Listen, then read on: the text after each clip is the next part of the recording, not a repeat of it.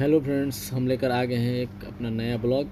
और आज हम जानेंगे बिहार के 15वें मुख्यमंत्री के बारे में।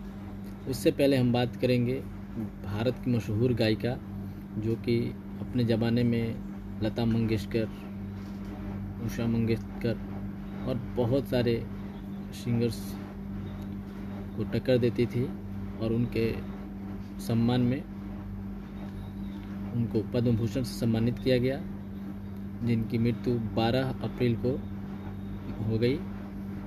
चलिए अपने सेशन को आगे बढ़ाते हैं। इससे पहले अगर आप मेरे चैनल पर नए हैं तो फॉलो करें तथा लाइक कमेंट्स भी करें। अगर यूट्यूब पे देख रहे हैं तो सब्सक्राइब करें और अपना प्यारा सा कमेंट और लाइक ज़रूर दें। चलिए हम आगे जानते हैं कि बिहार के 15वें मुख्यमंत्री कब और कैसे बने। तो जब 1980 में राम सुंदर दास जी की सरकार थी, तब इंदिरा गांधी जी की सरकार में उनको बर्खास्त कर दिया गया। उसके बाद 8 जून 1980 17 फरवरी 1980 को बिहार में राष्ट्रपति शासन लागू हो गया तथा 8 जून 1980 तक राष्ट्रपति शासन लागू रहा। उसी दिन 8 जून 1980 को फिर से जगन्नाथ मिश्र को मुख्यमंत्री बनाया गया। वो 14 अगस्त 1983 तक मुख्यमंत्री पद पर रहे। उसके बाद बिहार के 15वें मुख्यमंत्री का सफ़र स्टार्ट हुआ। उसके बाद बिहार के 15वें मुख्यमंत्री श्री चंद्रशेखर सिंह बने। आइए जानते हैं चंद्रशेखर सिंह के बारे में।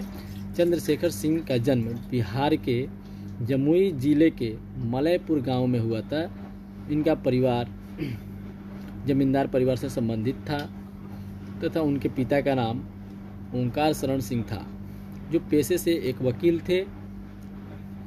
उन्होंने मुंगेर जिला से अपनी शिक्षा प्रारंभ किया तथा मैट्रिक पास किए और पटना यूनिवर्सिटी से अर्थशास्त्र में एमए की डिग्री लिया। उन्हें प्यार से लल्लू बाबू भी कहते थे। उन्होंने बहुत ही कम उम्र में ही राजनीति का शुरुआत कर दिया था तथा मात्र 25 साल के उम्र में 1952 ईस्वी में उन्होंने पहली बार झाझा जमुई से विधायक बने। वे 4 बार विधायक के सदस्य रहे तथा 5 बार भारतीय संसद के लिए चुने गए थे तथा 1980 के लोकसभा चुनाव में उन्हें बांका सीट से दिग्गज समाजवादी नेता मधु लिमय को हराकर राष्ट्रीय स्तर पर वो विख्यात हुए। उसके बाद 14 अगस्त 1983 में से 12 मार्च 1985 तक वो बिहार के मुख्यमंत्री रहे। वो अपने प्रशासनिक शक्ति और ईमानदारी के कारण उन्हें लोग धोती कुर्ता वाले आईएस भी कहते थे। अब यहाँ पे कोई भी अगर क्वेश्चन पूछता है किसी भी एग्ज़ाम में कि धोती कुर्ता वाले आईएएस बिहार के किस नेता को कहते हैं, तो आप बहुत ही सुंदर सा जवाब दे सकते हैं, चंद्रशेखर सिंह। उस जमाने में उन्हें धोती कुर्ते वाले आईएएस के नाम से जाना जाता था। मुख्यमंत्री बनने के बाद वो लाल बत्ती, जब भी वो निरीक्षण के लिए जाते थे किसी भी चीज़ के लिए तो वो लाल बत्ती का इस्तेमाल नहीं करते थे। वो सिंपल से गाड़ी में जाते थे ताकि किसी भी कारण का ज़मीनी स्तर से जांच हो सके तथा वो उसका निष्पक्ष भाव से निरीक्षण कर सके। वे 1985 के लोकसभा चुनाव के बाद दिल्ली लौट गए तथा राजीव गांधी के सरकार में उन्हें केंद्रीय पेट्रोलियम मंत्री दिया गया तथा वो उस पद पे काम किए। वे भारत के पहले ऐसे नेता थे, ये बिहार के लिए नहीं है, पूरे भारत के लिए है। वो भारत के पहले ऐसे नेता थे जिन्हें मिनिस्ट्री ऑफ टेक्सटाइल भी दिया गया और वो बिहार के प्रथम पूरा भारत के प्रथम वस्त्र मंत्री बने। तो ये भी आपके पास एक क्वेश्चन आएगा जीके में, जीएस में, कि बिहार के भारत के प्रथम वस्त्र मंत्री कौन थे, मिनिस्ट्री ऑफ टेक्सटाइल कौन थे? तो आप बता सकते हैं चंद्रशेखर सिंह। 9 जुलाई 1986 को न्यू दिल्ली में कैंसर के कारण उनकी मृत्यु हो गई। उनके सम्मान में जमुई राज्य सरकार ने 1983 में एक म्यूज़ियम बनवाया जिसमें उनके बारे में बताया गया है। उनके मृत्यु के बाद उनकी पत्नी मनोरमा सिंह ने बंका सीट से उपचुनाव जीता था।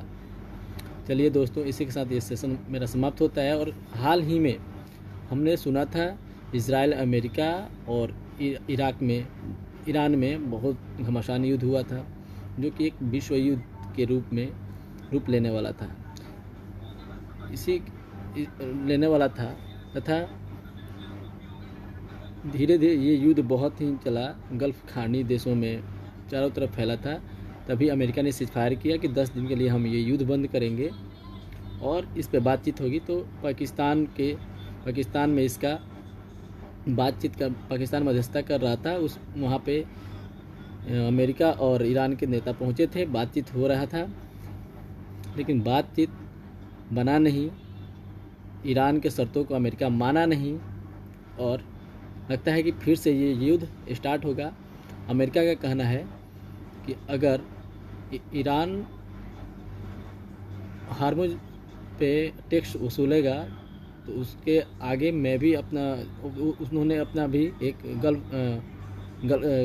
ओमान के गल्फ में खाड़ी में वो अपना जहाज़ तैनात किया है और बोलता है कि अगर कोई वहाँ पे टैक्स देगा तो मुझे भी टैक्स दे के जाना पड़ेगा। तो देखते हैं आगे क्या होता है अमेरिका का रुख और कैसे सारे देश क्या करते हैं, क्या योजना बनाते हैं और इसका क्या सॉल्यूशन निकलता है। और फिर से दुनिया एक नए युद्ध की तरफ मुड़ गई है। तो देखते हैं आगे दोस्तों क्या होता है। इसी के साथ जय बिहार, जय किसान, जय भारत, जय हिंद।